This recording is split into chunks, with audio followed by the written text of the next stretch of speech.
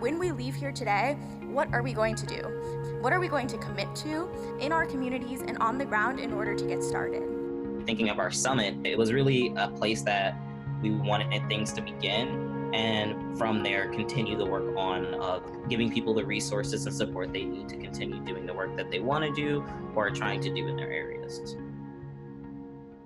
Looking back at where we thought we could be as opposed to where we are now, I'm absolutely thrilled. We've really challenged ourselves and the people we work with to think about how communities can address not only gun violence as an issue, but the underlying issues that cause the epidemic. For those of us, people like me, who aren't people of color and who have white privilege and who don't understand certain types of things, the only way that we're going to understand is by having people who represent these different communities in the room, at the table, and leading. And so that's what we're really trying to do. When we put Black and brown folks in our organization, we don't give them parameters, we give them full reign to solve their problems and give them the resources to do so.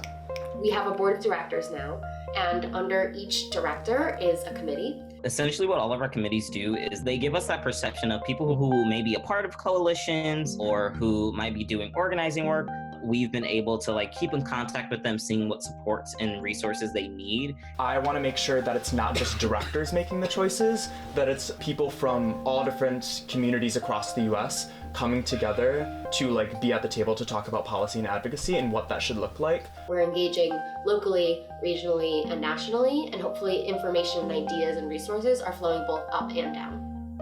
So for my committee, the Diversity and Inclusion Committee, what we really work on doing is making sure that things are as accessible and as intersectional as possible, because we want to make sure that when we're talking about gun violence prevention, we're looking at it from different lenses and not just one. I still think there's a serious disconnect between people who are advocating for simply gun and firearm related policies versus people who are looking at systemic issues that allow the gun violence epidemic to perpetuate. I think that often comes down to the divide between mass shootings, which tends to be centered around white people, and then community violence, which tends to be centered around brown and Black communities.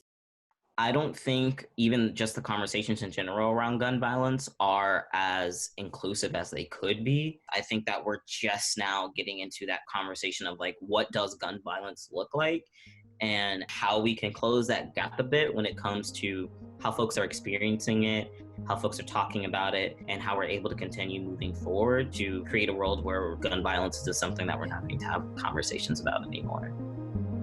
We aren't just trying to add a voice to the conversation. We aren't just trying to create another organization to advocate for the same things. We're trying to create a new system of community organizing that makes what's already happening more accessible and more inclusive and more meaningful to the people that are already doing the work.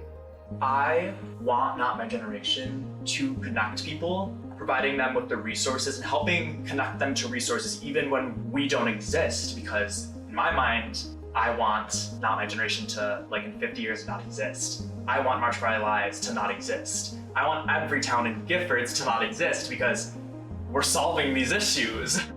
We believe in this mission, maybe even more than we believe in ourselves, because this organization and what we're working towards and the people we're working with are the reason that we are one day going to live in a country where there is no more gun violence.